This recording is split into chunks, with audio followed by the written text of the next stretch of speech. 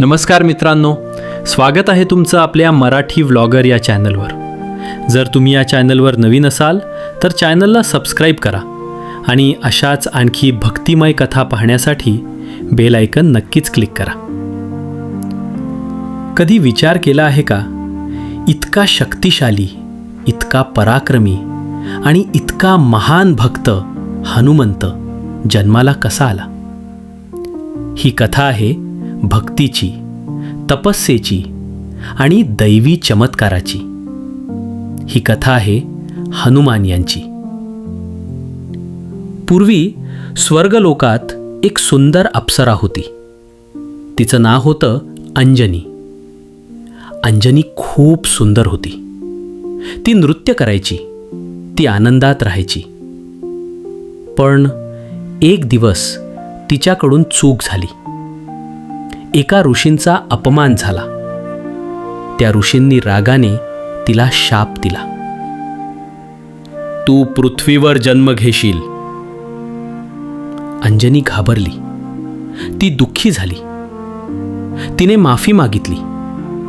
तेव्हा ऋषींनी सांगितलं, तुला एक महान पुत्र होईल. तो तुला या शापातून मुक्त करेल. असं म्हणून अंजनी पृथ्वीवर आली. तिने एक वानर रूप घेतलं. ती एका जंगलात राहू लागली. तेथेच तिची भेट झाली केसरी नावाच्या पराक्रमी वानर राजाशी. केसरी खूप शूर होता. तो बलवान होता. दोघांनी विवाह केला. पण अंजनीच्या मनात एकच इच्छा होती. तिला पुत्र हवा होता, एक महान पुत्र. तिने ठरवलं की ती कठोर तप करेल. ती जंगलात बसली. डोळे मिटून तिने भगवान शंकराचं ध्यान केलं. दिवस गेले, महिने गेले, वर्ष गेली. तिचं शरीर कमजोर होत होतं, पण तिचा विश्वास मजबूत होत होता. तिची भक्ती वाढत होती.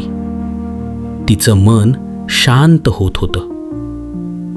आणि एक दिवस भगवान शंकर प्रसन्न झाले.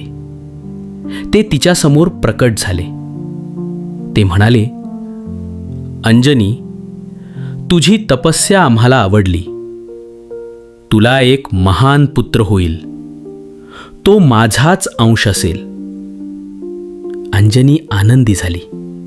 तिच्या डोळ्यात अश्रू आले. ती नम्र झाली. त्या दिवशी तिच्या आयुष्यात बदल झाला.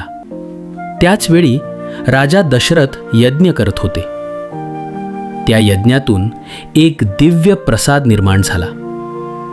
तो प्रसाद देवांच्या इच्छेने वायुदेवांनी उचलला आणि तो अंजनीपर्यंत पोचवला. अंजनीने तो प्रसाद स्वीकारला आणि काही काळानंतर एक दिव्य क्षण आला. आकाशात प्रकाश पसरला. वारा शांत झाला. निसर्ग थांबला आणि त्या क्षणी हनुमंताचा जन्म झाला. तो सामान्य नव्हता. त्याच्या शरीरातून तेज निघत होतं. त्याच्या डोळ्यांमध्ये शक्ती होती. त्याच्या चेहऱ्यावर निरागसता होती. केसरी आनंदी झाला. अंजनी आनंदी झाली. संपूर्ण जंगल आनंदात होतं. देवांनी आशीर्वाद दिले. वायुदेवांनी त्याला आपल्या शक्ती दिल्या. म्हणूनच तो वायुपुत्र म्हणून ओळखला जातो. लहानपणी हनुमंत खूप चंचल होता. तो खेळायचा, उड्या मारायचा. तो सगळ्यांना हसवायचा. पण त्याच्यात एक वेगळीच शक्ती होती. एक दिवस त्याने आकाशात पाहिलं.